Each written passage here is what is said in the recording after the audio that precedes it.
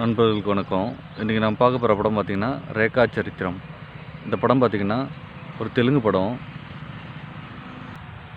இந்த படத்தில் பார்த்திங்கன்னா ஒரு 90s வந்து நம்ம வந்து ஒரு ஒரு ஆக்டருக்கோ ஒரு பாடகருக்கோ நம்ம லெட்டர்ஸ்லாம் எழுதுவோம், போஸ்ட் பண்ணுவோம். அந்த மாதிரி ஒரு சராசரி பொண்ணோடைய அந்த பொண்ணு வந்து சினிமாவில் ஆக்ட் பண்ணணும் அப்படின்ற ஒரு ஆசைப்பட்டு ஒரு சிட்டிக்கு வந்து எப்படி அந்த பெண் வந்து கொல்லப்படுறாங்க அப்படின்றது தான் அந்த படத்தோட கதை. இதில் பார்த்திங்கன்னா ஸ்டார்டிங் சீன்லேயே பார்த்திங்கன்னா ஒரு கொற்ற மழை பெஞ்சிகிட்ருக்கும். அந்த டைமில் வந்து ஒரு டெட் பாடியை இந்த ஓலைப்பாயில் சுருட்டி எடுத்துகிட்டு வருவாங்க. 4 பேர் வெளில எடுத்துகிட்டு வந்து அதை புதைச்சி இது பண்ணுவாங்க. அதுதான் ஃபஸ்ட் சீனாக காமிச்சிருப்பாங்க.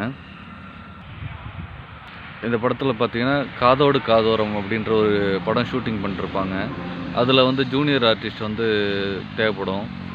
அந்த டைமில் தான் இந்த பொண்ணு வந்து ஆக்சுவலாக இந்த பொண்ணு சர்ச்சில் வந்து சிஸ்டராக இருப்பாங்க. ஸோ மம்முட்டி மேலே ரொம்ப கிரேஸாக இருப்பாங்க. மம்முட்டிக்கு லெட்டர்லாம் போட்டு அப்போ வந்து 80s வந்து ரொம்ப ஃபேமஸான ஆக்டரு. ஸோ அந்த டைமில் லெட்டர்லாம் போட்டு இது பண்ணிருப்பான். பட் ஆனால் சினிமா ஆக்டிங்கில் போயிட்டு பெரிய ஒரு ஹீரோயின் ஆகணும் அப்படின்ற ஒரு கான்செப்டில் இருப்பாங்க. இப்போ ஒரு படத்தில் ஜூனியர் ஆர்டிஸ்ட்னால் அவங்க பின்னால் அட்மாஸ்பியராக நிற்பாங்க. ஒரு டீ கடையில் 4 பேராக நிற்பாங்க. அவங்களாம் அட்மாஸ்பியர் ஆர்டிஸ்ட்னு சொல்லுவாங்க. ஜூனியர் ஆர்டிஸ்ட்டுன்றவங்க வந்து ஒரு க்ரௌடுனா ஒரு கும்பலான ஒரு சீன் எடுக்கணும்னா அவங்கள வந்து நிற்க வைப்பாங்க. ஒரு 10 பேர், 20 பேர், 50 பேர்.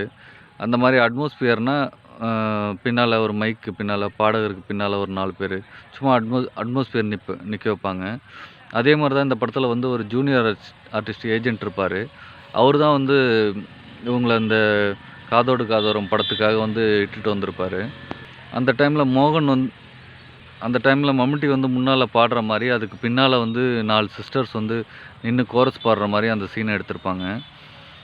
ஸோ பின்னால் இன்வெஸ்டிகேஷனில் பார்த்திங்கன்னா அந்த படத்தோடைய அந்த சீனை வச்சு தான் அந்த பின்னால் நிற்கிற அந்த பொண்ணு யார், கொல்லப்பட்ட பொண்ணு யார் அப்படின்ட்டு அதை வச்சு தான் கண்டுபிடிப்பாங்க. அந்த இன்வெஸ்டிகேஷன் பின்னால் போயிட்டுருக்கும், ஃபுல்லாக போயிட்டுருக்கும். இதில் வந்து ஒரு போலீஸ் ஆஃபீஸர் இருப்பார். அவர் தான் இந்த விஷயத்தை எல்லாத்தையுமே கண்டுபிடிப்பார்.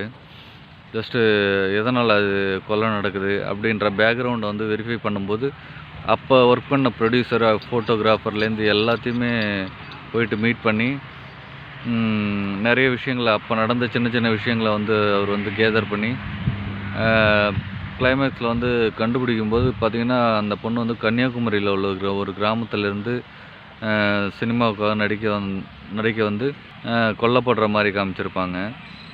அந்த கொலை நடந்ததுக்கான பேஸ் என்னென்னா, அந்த சர்ச்சில் 2 பேர் இருப்பாங்க. அந்த வேலைக்கார பொண்ணு ஒருத்தவங்க இருப்பாங்க, இன்னொரு பையன் இருப்பாங்க.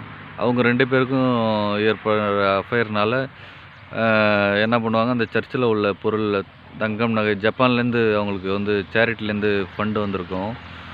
அந்த ஷூட்டிங் நடக்கிறதுக்கு பக்கத்தில் தான் இன்னொரு சிஸ்டர் இருப்பாங்க. அவங்க இந்த பொண்ணை ரேகான்ற பொண்ணை வந்து கூப்பிட்டு போயிருப்பாங்க. ஸோ அவங்க 2 பேரும் அந்த நகை பணத்தை திருடுறதை வந்து இந்த பொண்ணு பார்த்துரும். ஸோ அதனால் அந்த மர்டர் நடக்கும். அது தெரிஞ்சு 2 பேர் எதர்ச்சியாக பார்த்தவங்கள்ட்ட அந்த 2 பேர் பார்ப்பாங்க. அவங்களையும் இதுக்கு சாட்சியாகி அவங்க 4 பேரும் சேர்ந்து அதை க்ளோஸ் பண்ணி அந்த பொண்ணை வந்து புதைச்சிருவாங்க அந்த இடத்துல. ஸோ கிளைமேக்ஸில் பார்த்திங்கன்னா அந்த பொண்ணு எப்படி இறந்தாங்க அப்படின்ற டீட்டெயில்டான விஷயத்தை காமிச்சிருப்பாங்க. ரேகா சரித்திரம் இந்த படம் பார்த்திங்கன்னா ஃபுல் அண்ட் ஃபுல் ஒரு த்ரில்லாக போயிட்டுருக்கும் படம்.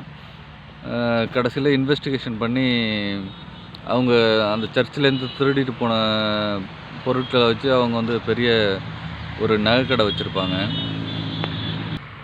கடைசியில் கிளைமேக்ஸில் அவங்க 2 பேரும் சாகிற மாதிரி காமிச்சிருப்பாங்க. இது வந்து ரொம்ப நுணுக்கமாக ஒரு உண்மையான ஸ்டோரி. உண்மையிலே ஒரு கிராமத்துலேருந்து வந்து ஒரு இறந்த பொண்ணுடைய, ரேகான்ற பொண்ணுடைய உண்மையான ஸ்டோரி தான் இது. ரொம்ப டீப்பாகவும் எடுத்திருப்பாங்க. படம் ஃபுல்லாக கொஞ்சம் த்ரில்லிங்காக போகும். ஒன்ஸ் கண்டிப்பாக ஒரு டைம் பார்க்கலாம். Okay, thank you.